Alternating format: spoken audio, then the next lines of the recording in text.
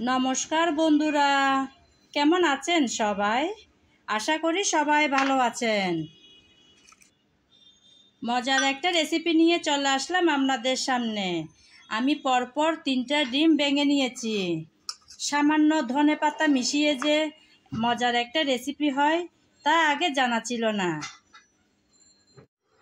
আমি প্রথমে একবার খেয়েছিলাম, ভীষণ ভালো লেগেছিল। ভেবেছি আজকে আমার বন্ধুদের সামনে সেই ভিডিওটা করে নিই, যেটা মজাদার একটা ডিমের রেসিপি। তো ধনেপাতা দিয়ে এখন দিয়ে দিলাম সামান্য লবণ।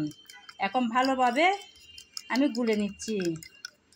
দেখুন তাহলে আপনারা, আজকের সুন্দর এই রেসিপিটা ভালো করে গুলে নিয়েছি। এখন বানানোর পালা। রেসিপিটা বানাবো বলে চুলায় আমি আগে থেকে একটা প্যান বসিয়ে তাতে পরিমাণ মতো তেল দিয়েছিলাম।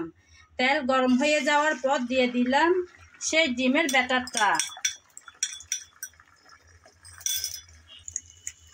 অপেক্ষা করব যাতে একটু শক্ত হয়ে আসে। একটু একটু নিচে শক্ত হয়ে আসলো। এখন আমি আলতোভাবে আস্তে আস্তে করে এভাবে এক পাশ থেকে একটু একটু করে উল্টিয়ে দিচ্ছি। সাবধানে উল্টাতে হবে।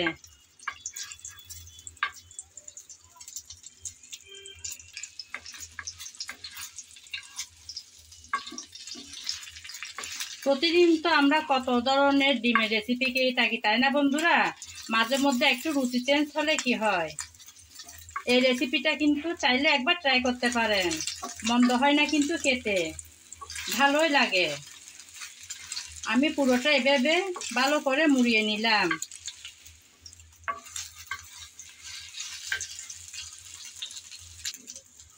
ভালো করে এভাবে মুড়িয়ে নেওয়ার পর এখন আমি আমার পছন্দ মতো সাইজ করে কেটে নিচ্ছি। আমি ছোট ছোট পিস করে এভাবে কেটে নিচ্ছি। আপনারা আপনাদের যে কোনো শেপ করে কেটে নিতে পারেন।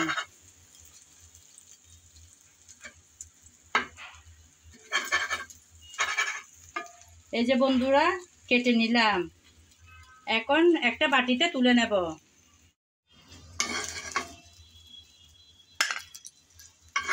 অনেক সহজ কিন্তু এই রেসিপিটা, আপনারা চাইলে একবার ট্রাই করতে পারেন।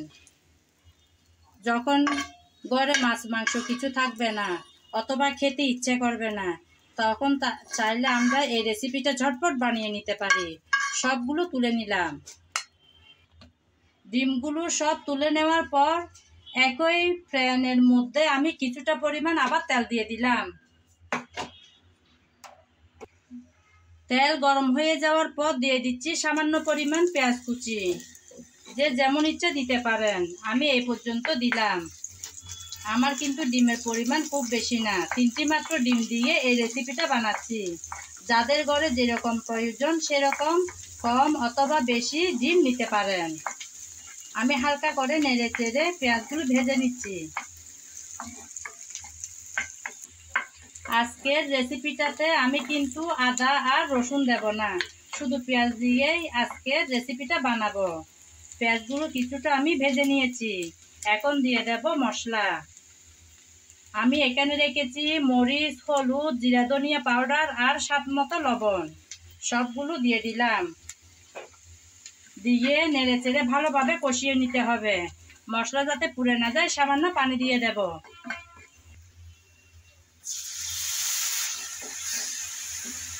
পানি দিয়ে আমি নেড়ে চেড়ে ভালোভাবে কষিয়ে নেব। আমি সব সময় একটা কথা বলে থাকি যে তরকারির ভালো মন্দ স্বাদ আসে কিন্তু ভালো করে কষিয়ে নেওয়ার পর। যেমন সুন্দর কালার, সুন্দর ঘ্রাণ, ভালো স্বাদ, তিনটাই কিন্তু আসে ভালো করে কষিয়ে নেওয়ার পর। তাই খুব যত্ন সহকারে কষানোটা করতে হয়। কিছুক্ষণ নেড়ে চেড়ে মশলা কষিয়ে নিলাম। এখন দিয়ে দেব চিংড়ি শুটকি, কারণ আমি আজকে রেসিপিটা বানাবো চিংড়ি শুটকি দিয়ে। শুটকিগুলো দিয়ে দিলাম। শুটকিগুলো দিয়ে নেড়ে চেড়ে ভালোভাবে কষিয়ে নিতে হবে। সামান্য পানি দিয়ে দিচ্ছি। সামান্য পানি দিয়ে আবারও নেড়ে চেড়ে ভালোভাবে কষিয়ে নেব। আমি তো চিংড়ি শুটকি দিয়ে আজকের এই রেসিপিটা বানাচ্ছি। যারা শুটকি খেতে পছন্দ করেন না তারা চাইলে চিংড়ি মাছ দিয়েও এই রেসিপিটা বানাতে পারেন, অথবা এমনি বানালেও খুব একটা খারাপ হবে না খেতে। শুটকিগুলো দিয়ে ভালোভাবে কষিয়ে নিয়েছি। এখন আমি একটা টমেটো কেটে রেখেছি, সেটা দিয়ে দেব।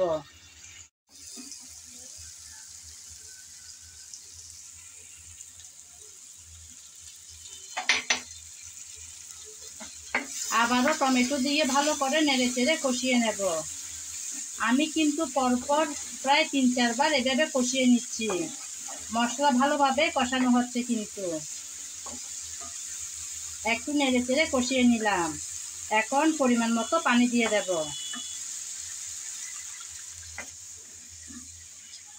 আমার মনে হয় একটু পানি লাগবে, তাই দিয়ে দিলাম।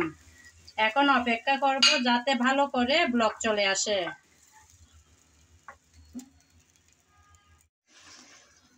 কিছুক্ষণ আমি ঝোলটা ভালোভাবে ফুটিয়ে নিয়েছি। টমেটো নরম হয়ে আসছে। এখন আমি দিয়ে দেব আগে থেকে ভেজে রাখা ডিম।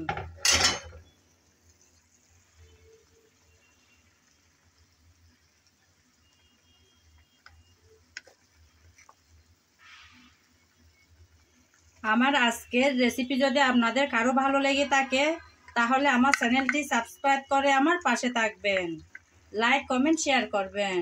আর যদি ফেসবুক পেজে দেখে থাকেন, তাহলে পেজটি ফলো করে দেওয়ার অনুরোধ রইল।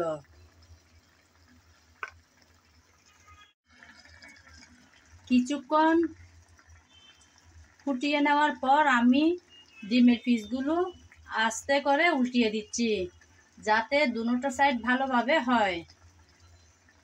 এখন ডেকে রান্না করে নেব 4-5 মিনিট।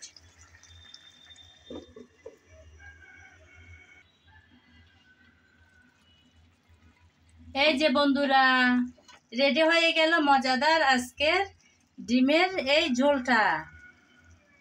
খুব সুন্দর দেখাচ্ছে, তাই না বন্ধুরা? আজ এ পর্যন্ত। সবাই ভালো থাকবেন। নমস্কার।